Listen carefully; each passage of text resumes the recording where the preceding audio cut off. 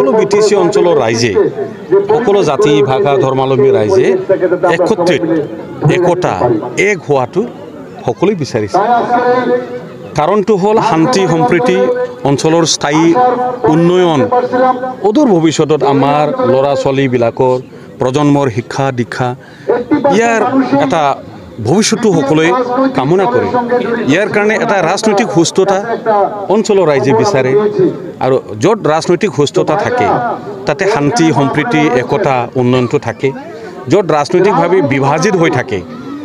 ৰাজনৈতিক অপিনিয়ন তথা ৰাজনৈতিক বক্তব্য মন্তব্য চিন্তাধাৰাবিলাক যেতিয়া বিভাজিত হৈ থাকে তেতিয়া ইয়াত অৰাজক বিশৃংখল অশান্তি যেটো কাৰো কাৰণে যেটো মংগলদায়ক নহয় একতা একত্ৰীকৰণ এই গোটেই বিষয়টো হ'ল সকলৰ মংগলৰ কাৰণে ইয়াত কোনো ক্ষতি কাৰো কাৰণে নাই আৰু আজি ইউপিপিএল দলত বিশেষভাৱে বিপিএফৰ পৰা যেটো যোগদানৰ যেটো ঢৌ আহিছে এটো লাগাতাৰ হৈ আছে আপোনালোকে দেখি আছে পৰখিও ভেৰগাঁৱত 450 জন বিপিএফৰ সক্ৰিয় নেতা কৰ্মী জিলা কেন্দ্ৰীয় প্ৰাইমাৰী ব্লক লেভেলৰ বহুত তাতো নেতা নেত্ৰীসকলে যোগদান কৰিছে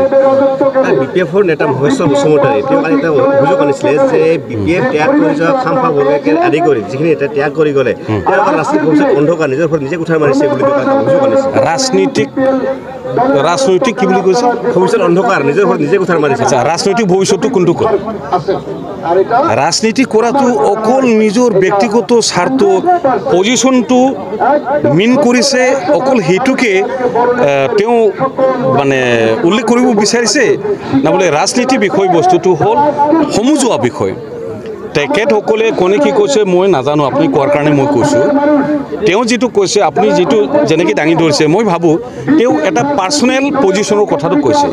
আমাৰ কথাটো হ'ল পাৰ্চনেল পজিশ্যনৰ কথা নহয় আমাৰ কথাটো হ'ল সমজুৱা ৰাইজৰ মংগল য'ত ৰাইজৰ উন্নতি য'ত ৰাইজৰ স্বাৰ্থ হাসিল হৈ য'ত আমি তাত ইয়াতো ব্যক্তি কথা ইয়াৰ কোনো আহিব নোৱাৰে আৰু এই দৃষ্টিভংগী লৈ পেলাই এই যোগদান কাৰ্যসূচীটো ৰাইজে নেতা কৰ্মীসকলে ভাবা নাই আৰু কৰাও নাই ৰঞ্জিত বসুমতাৰী ডাঙৰীয়াই ক'লে যে হাগ্ৰা মহিলা দিলে তেওঁ ইএম দিব তেওঁ নাই তেওঁ কিছুমান কথা কৈ আছে প্ৰসংগত কিছুমান কথাবিলাক ওলাই আৰু কথা তেনেকুৱাই আৰু ঠিক আছে